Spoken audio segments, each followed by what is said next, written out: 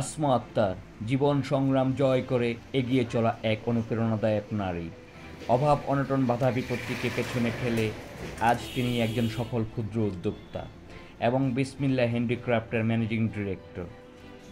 তার জীবনের গল্প আমাদের শেখায় কঠোর পরিশ্রম ও আত্মবিশ্বাস থাকলে অসম্ভব কিছুই নয়। দর্শক, এই কন্টেন্টে দেখুন কিভাবে একজন সংগ্রামী নারী নিজ প্রচেষ্টায় গড়ে তুলেছেন সাফল্যের এক নতুন দিগন্ত।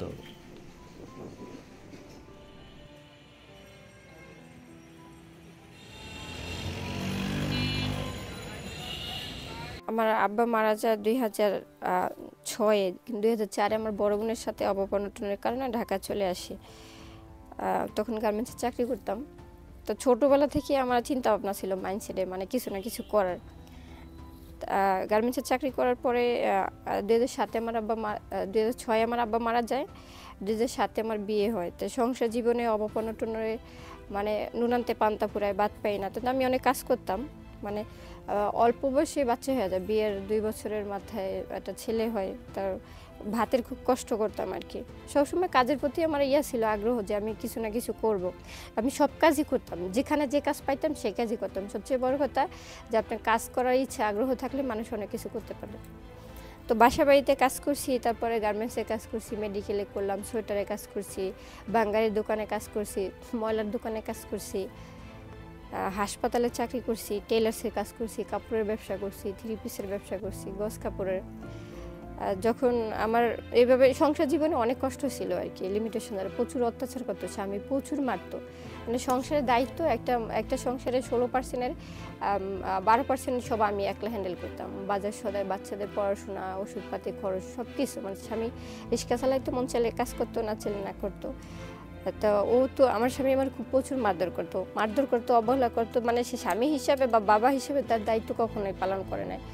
আবার নেশা করতো, তো 19-20 হলেই মারতো, কি বেশি মারতো সিগারেটের টাকা দিতে দেরি হইলে। যাই হোক, আমি সংসারে স্বামীরে খুব ভালোবাসতাম, সংসার সন্তান, এই জন্য টর্চার সহ্য করতে করতে 12টা বছর অনেক সহ্য করছি, না পাই আর কি।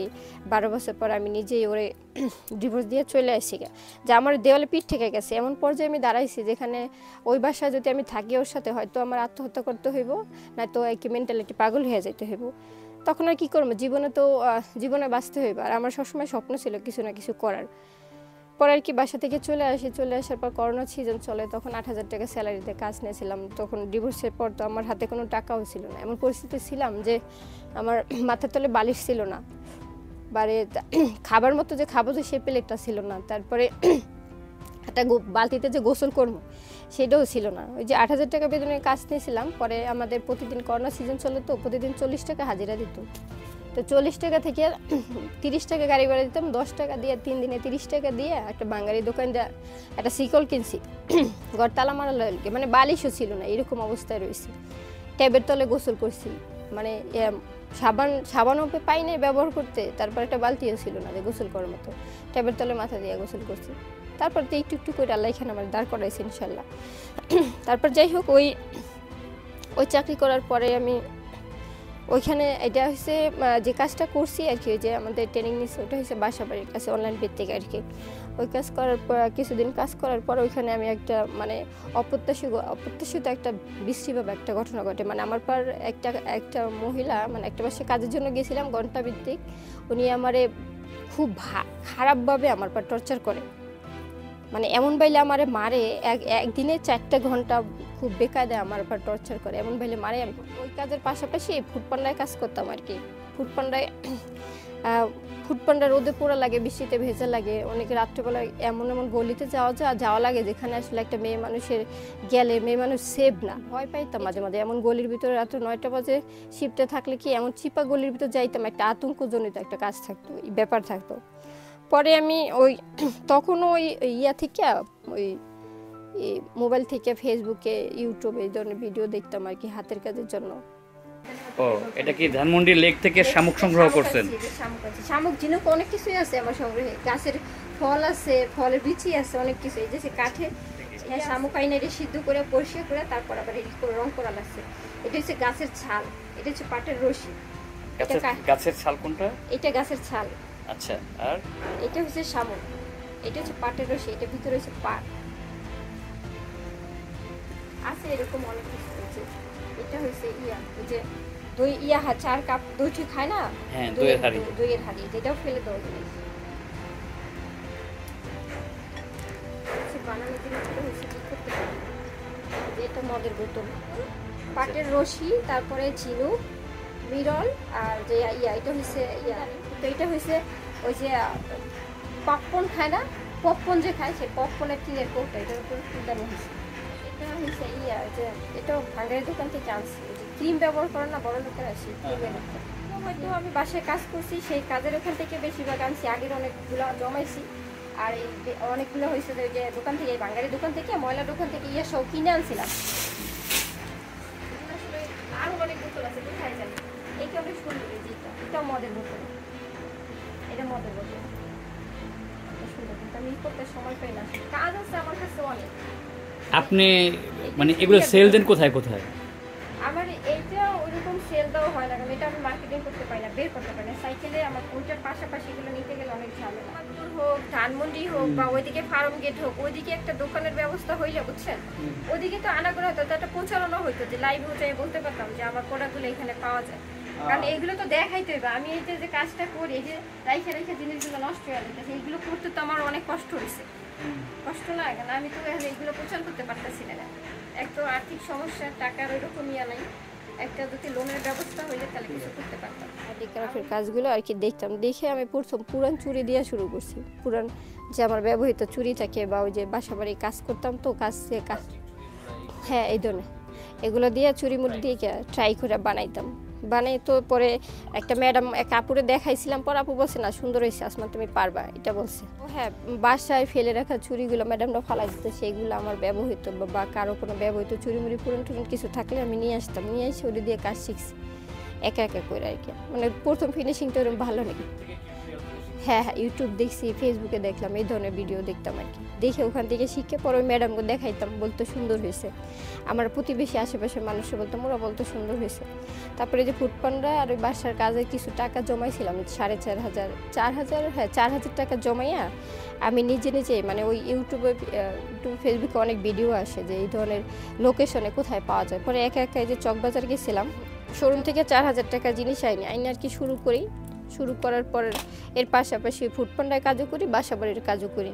কাজ করার পরে অনেকগুলো, যখন এতগুলো স্তূপে চুরি জমছে, তখন আমি ভাবতেছিলাম এগুলো আসলে কোথায় সেল করা যায়। তারপর রিসাইকেল পণ্য, যে ফেলে দেওয়া জিনিস থেকে অনেক কিছু বানাইছি, সবই ইউটিউব দেখে আর কি করা। পরে আন্দোলনের আগে তো আর কোথাও ট্রাই করি নাই, কারণ কি কোথাও বসলে অন্তত মানুষের চাঁদা দিতে হবে, 200-300 টাকা চাঁদা দিতে গেলে আমি সেল করবো এবার কয় টাকা। আস্তে আস্তে গ্যাঞ্জাম হয়েছে, ডেলিভারি হচ্ছে না। আর ওই হঠাৎ করে আমি আন্দোলনের সময় আন্দোলনে গেছিলাম, এই জন্য আমার যেই কাজটা করতাম, যে বাসার ম্যাডামের পার্মানেন্ট, ওই ম্যাডাম আমার বকা দিচ্ছে যে আমি আন্দোলনে গেছি। পরে আমি আরও কয়েকটা বাজেভাবে কথা বলছে, পরে রাগ করে ওনার কাজটা ছাইড়া দিছি। এখন আমার আর্থিক অবস্থা এমন যে সংসার তো আমার নিজেরই চালাইতে হয়, ছেলে মেয়ে আছে আমার সাথে। তখন বাসায় অনেক মেহমান ছিল, 7-8 জন মানুষ ছিল। একটা বাজারের চিন্তা ছিল না, যে বাসার ভিতরে বাজার করতে হইব, ঘর ভাড়া চালাইতে হইব, চাল ডাল তো আনা দরকার। পরে আর কি করবো, আমি সাহস করে আমার এই প্রোডাক্টগুলো নিয়ে বের হইলাম। পরে প্রথম বসছিলাম, গ্রিন রোড বসছি। পরে 2700 টাকা সেল হয়েছিল। তো আমার একটা আগ্রহ জাগছিল যে না, মানুষ আমার জিনিস প্রোডাক্ট পছন্দ করতেছে, নেয় আর কি। আবার ওইখানে প্রথম বেশি দিন ওখানে বসি না, একটা লোক আমার সব ঝুড়ি সব মাল ফালাই দিছিল, আমার সব জিনিসগুলো যেগুলো বানিয়ে স্তূপ করছিলাম ওইগুলো সব ফালাই দিছে। হুদা ওখানে বসছি কি, আমি বসতে দেবে না, এর জন্য ফালাই দিছে। তারপরে আমি পরের দিন আবার গেছি পর আমার সাথে বাজেভাবে ব্যবহার করছে। পরে ওখানে একটা লোক আমার বলছে কি, আপু এখানে যখন বসতে দেন না, আপনি নিউ মার্কেট যান। তখন তো আন্দোলনের আন্দোলনের পরে দেশের একটা পরিস্থিতি অন্যরকমের না।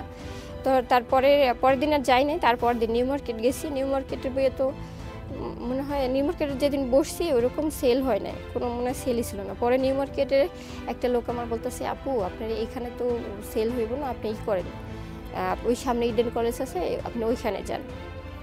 পরে ওই লোকটা যখন আমার ওই কথা বলছে, তারপরের দিন আমি কোথাও যাই নাই, বাসায় ছিলাম, মন খারাপ, মানে হাতে কোনো কাজই নাই, বাসার কাজও নাই, ফুডপান্ডার ডেলিভারি গেলেও তো সারাদিনে 100-150 টাকা আয় হয় না। পরের দিন করে ওই যে ইডেনের ওখানে বসি। ইডেনের ওখানে গেলে ওই যে এখন যেভাবে কাজ করতে পারি, তখন তারা অত চালু ছিলাম না, মানে প্রোডাক্ট রেডি করতে হইবে, নিতে হইবে। পরে ইডেনের ওখানে গেল 2টা 3টা এরকম যাইতাম। পরে ওখানে আশেপাশে দোকান অল্প ছিল, আশেপাশের দোকানদাররা বলতো কি আপু আপনি এত দেরি করে আইসেন না, মানে একটু তাড়াতাড়ি আসেন, আস্তে আস্তে সেল হবে, বসেন। ওরা উৎসাহ দিত আমার, বসেন সেল হবে, আপনার ভালো সেল, আপনি এটা যখন সবাই পছন্দ করেন ইনশাল্লাহ সেল হবে ভালো। তারপর আর কি ওখান থেকে আস্তে আস্তে সেল বাড়তেছে। আমার ইন টোটাল এখন তো আল্লাহ ভালো একটা রিজিকের ব্যবস্থা করে দিচ্ছে, কাজ করতেছি, সেল হচ্ছে। আমার সেট অনলাইন অফলাইনে দুইটাই হয়। আমি ইডেনের ওখানে বসি, আর এখন মাঝে মাঝে জিয়া উদ্যান বসা হয়। আর এখন চাচ্ছি বিভিন্ন জায়গায় আর কি প্রোডাক্ট তো বাড়তেছে, আমি একটু হোলসেল দেওয়ার চেষ্টা করতেছি আর কি বিভিন্ন জায়গায়। আমার প্রোডাক্টগুলো হোলসেল দেওয়ার হলে এটা আর কি বিজনেসটা আরও বড় হয়েছে। আমাদের মতো ছোট ছোট যারা উদ্যোক্তা, যে মানুষের জন্য কিছু করতে চায়, উদ্যোক্তাদের জন্য আমার যদি এরকম একটা লোনের ব্যবস্থা হতো তাহলে আমি ভালো একটা জায়গা আমার দাঁড় করাইতে পারতাম। অন্তত এইভাবে রোদে পুরা বৃষ্টিতে ভিজা এভাবে সাইকেলে কইরা মানে এত কষ্ট করা লাগতো না। হ্যাঁ পারিশ্রমিক কষ্ট করতাম, কিন্তু হয়তো এভাবে আমার দিনটা ঘুরতে পারতো আর কি। যদি আমি একটা সরকার থেকে বা উদ্যোক্তাদের জন্য যে লোনের ব্যবস্থা করা হয় এরকম যদি আমি একটা অনুদান পাইতাম, পাইলে হয়তো আমার দিন ঘুরতো আর কি, মানুষের জন্য কিছু করতে পারতাম। ফ্যামিলির ব্যবসা বড় করতে হলে ইনভেস্ট করতে হয়, নাহলে আমার এইভাবে একটু একটু করে দাঁড় করাইতে কতদিন লাগবে আমি নিজেও জানি না, কারণ টাকা ছাড়া তো কিছু হয় না।